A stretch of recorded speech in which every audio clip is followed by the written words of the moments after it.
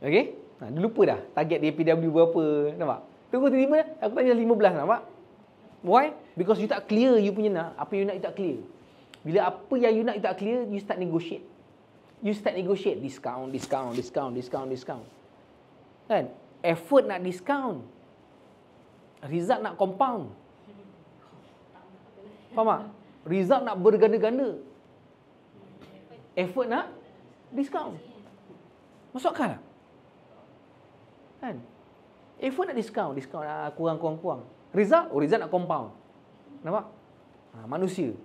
Okay, now. Kebanyakannya, you buat target yang jadi you tak boleh pergi ataupun you akan jadi tak ada fuel ni, kan? You cepat lemah ataupun lemah semangat ni, because kebanyakannya, you buat benda tu untuk diri you. You buat benda tu untuk diri you.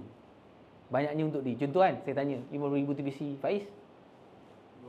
15. 10,000. Minum lah, ada kurang dah. 25 naik balik. Ini? 37. Target kau? 20. Okay. So now, okay nampak 20,000 TPC tu untuk siapa? Untuk kita kan? Sebab apa? Dengan TPC tu dapat commission dapat kita. Betul, saya pun ajar macam tu juga. Tapi along the way ni saya tengok kenapa tak pergi? Kan? Kenapa tak pergi? Why? Because bila you dapat you punya, you start negotiate. Untuk you punya kan, tak apalah, aku dapat sikit pun tak apa. So dia tak menggigit sangat. Now you tukar.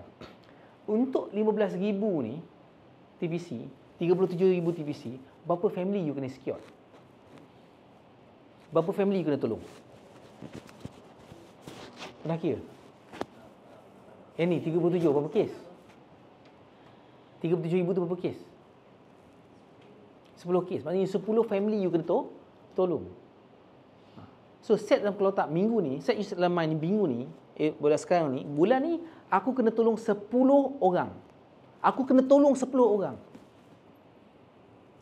Kalau you kena tolong 10 orang, you nak tolong orang yang nak ditolong tu reject you down ke? Sebagai contoh. You nampak ada orang tayar pancit kat tepi jalan.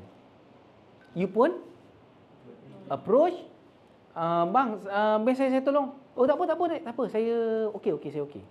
Kan? Macam budak kecil yang worry about yourself tu kan. Kan? Bapak dia tanya, nak tolong tak? Worry about yourself. No, just worry about yourself. Selepas tu you nak down ke? Down lah, kenapalah dia tak nak ditolong oleh aku. Next.